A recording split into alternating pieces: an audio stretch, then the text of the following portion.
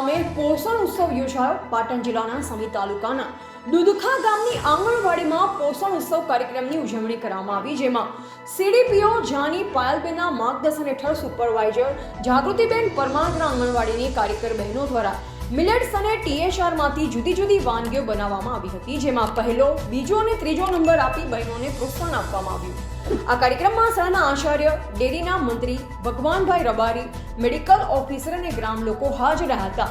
લોકોને મિલેટ્સમાંથી બનતી જે વાનગીઓ વિસરાતી જાય છે તેનો THR નો ઉપયોગ કઈ રીતે કરવો તેની વિગતવાર માહિતી આપવામાં આવી. Reporter Raju Joshi, MD news, Patan.